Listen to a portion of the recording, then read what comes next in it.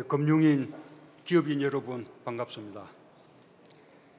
1879년 12월 31일 밤 미국 뉴저지에 290개의 전등불이 켜졌습니다. 에디슨이 백열 전구를 세상에 공개한 역사적인 순간이었습니다. 환호는 잠시, 에디슨은 금방 다른 난관에 부딪혔습니다. 제품 양산에 필요한 자금이 부족했습니다. 이때 에디슨에게 길을 열어준 것은 아이디어와 기술 그 자체였습니다. 백열 전구 기술 특허를 담보로 대출과 투자를 받아 제너럴 일렉트릭의 모태가 된 전기회사를 설립할 수 있었습니다. 혁신금융의 최초 수혜자인 셈입니다. 혁신금융이 없었다면 인간의 삶을 획기적으로 바꾼 백열 전구를 보기 어려웠을지도 모릅니다. 4차 산업혁명 시대는 아이디어가 경쟁력입니다. 아이디어만으로 도전할 수 있어야 합니다. 아이디어를 제품화할 수 있는 환경 조성이 이루어져야 4차 산업혁명 시대를 선도할 수 있습니다. 금융이 아이디어의 가치를 인정해 주셔야 합니다. 금융이 혁신을 든든히 받쳐주고 이끌어야 합니다.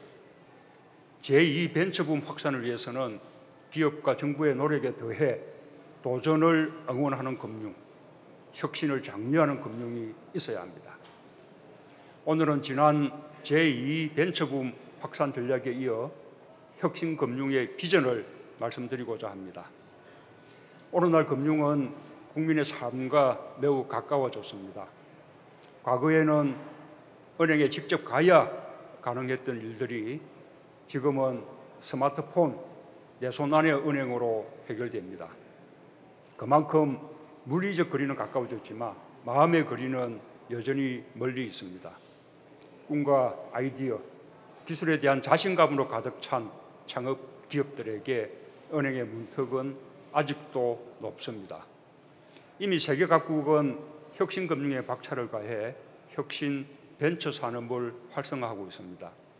유수의 글로벌 금융회사들은 담보 없이 기업 가치를 평가하거나 미래 성장성을 중시하여 혁신 기업에 자금을 공급하고 있습니다. 벤처 기업으로 출발한 애플과 아마존은 혁신 금융의 도움으로 아이디어를 사업화하고 오늘날 글로벌 기업으로 성장했습니다. 그러나 우리는 여전히 부동산 담보와 과거 실적 위주의 여신 관행이 혁신 창업 기업의 발목을 붙잡고 있습니다. 담보가 충분한 대기업에 비해 혁신 창업 기업과 중소기업에게 금융의 문은 매우 좁습니다. 금융의 양극화라고 해도 과언이 아닐 것입니다. 이러한 양극화를 해소할 때 혁신도 빠르게 이루어질 것입니다. 금융인, 기업인 여러분, 혁신금융이 창업기업과 중소기업의 동맥입니다. 금융이라는 동맥이 잘 뚫려 있어야 혁신의 심장이 쉬지 않고 고동칠 수 있습니다. 우리 정부는 과거의 금융 관행을 벗어나 미래 기술 혁신을 선도하는 혁신금융을 강력하게 추진하고자 합니다. 새 시대에 맞는 금융으로 변화하고자 합니다. 첫째, 은행 여신 시스템을 전면 혁신할 것입니다. 아마존, 페이스북, 구글 등 대표적인 혁신 기업을 보면 기업이 보유한 순자산 가치보다 시장이 평가한 기업 가치가 훨씬 큽니다. 기술력과 미래 성장 가능성을 평가하기 때문입니다. 이제 우리도 부동산 담보와 과거 실적이 아닌 아이디어와 기술력 같은 기업의 미래 성장 가능성을 평가해야 합니다. 올해부터 일괄담보제도가 전면 시행됩니다. 기계, 재고, 매출채권과 같은 동산과 채권, 지식재산권에 이르기까지 다양한 재산을 포괄적으로 활용해서 자금을 조달할 수 있습니다. 통합여신심사 모형도 구축할 것입니다. 기술평가와 신용평가를 통합하여 기술력이 있으면 신용등급이 높아지도록 하겠습니다.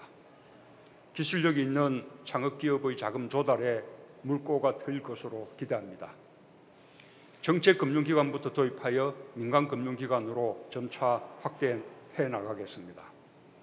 향후 3년간 혁신 중소기업에 100조 원의 신규 자금이 공급되도록 할 것입니다. 우리는 특허 출원 건수가 세계 4위일 정도로 혁신성이 강한 나라입니다. 혁신 제품에 대한 소비자들의 반응도 매우 빠르고 민감합니다. 혁신적 아이디어가 은행에서 제대로 평가받아 사업화된다면 그만큼 성공 가능성이 매우 높습니다.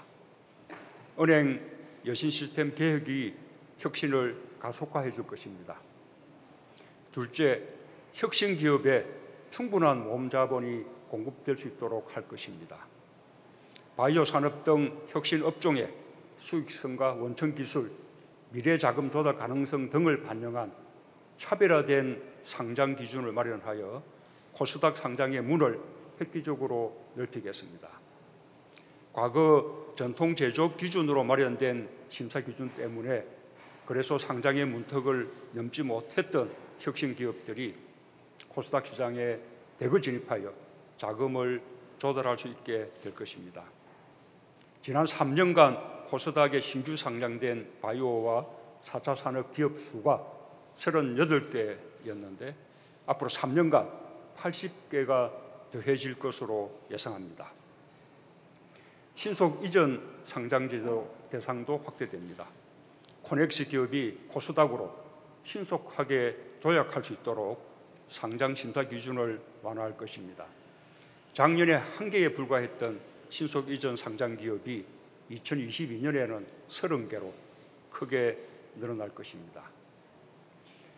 앞으로 5년간 12조 원으로 규모가 늘어날 성장 지원 펀드의 운영 방식도 개편하여 혁신 기업에 충분한 자금 지원이 이루어지도록 하겠습니다. 혁신 위험을 인수할 수 있는 사모펀드의 투자 자율성을 높이고 초대형 투자은행의 혁신 벤처 투자 인센티브를 강화하는 등 민간 모험 자본의 공급도 확대되도록 할 것입니다.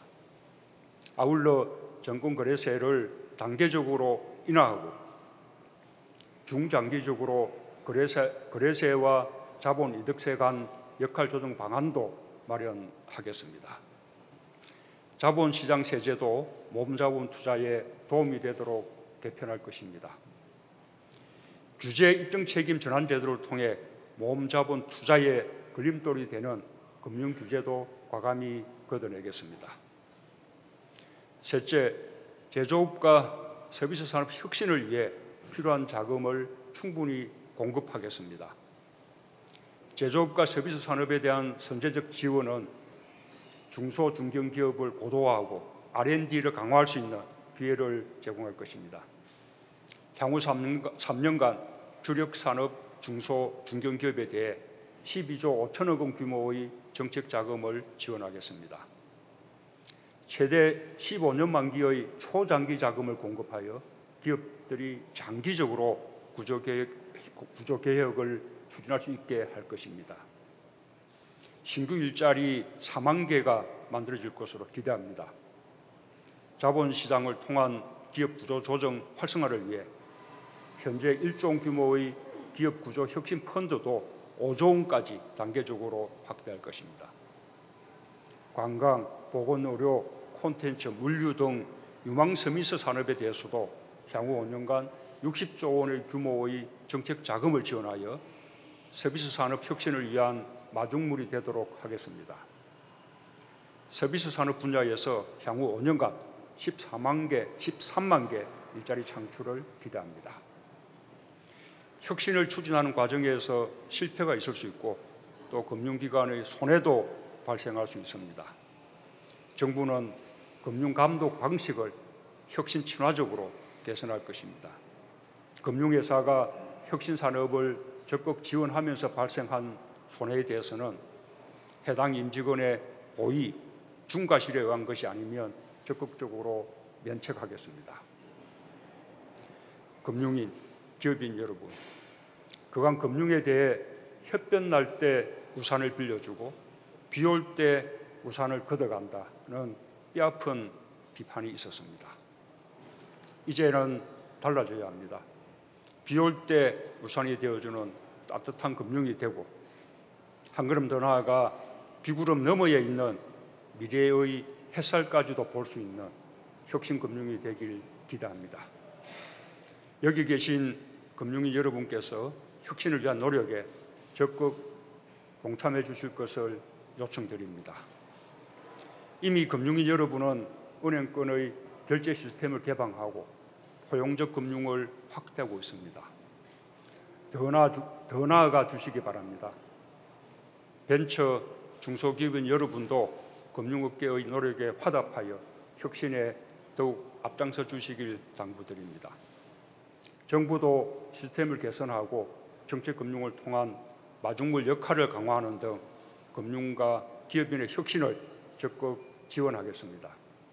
특히 혁신금융이 지속적인 동력을 가질 수 있도록 정부와 금융기관이 함께 참여하는 민관 합동 TF를 신설하여 함께 노력하겠습니다.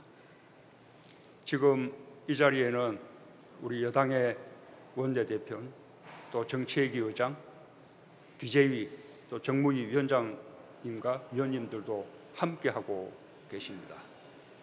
입법이 필요한 사항에 대해서는 국회에서 잘 협의하여 뒷받침해 주시길 부탁드립니다. 금융인, 기업인, 국회와 정부가 한 마음으로 혁신금융이 혁신성장으로 이어지도록 노력해 나갑시다. 국민들께서도 함께 응원해 주시길 당부드립니다. 감사합니다.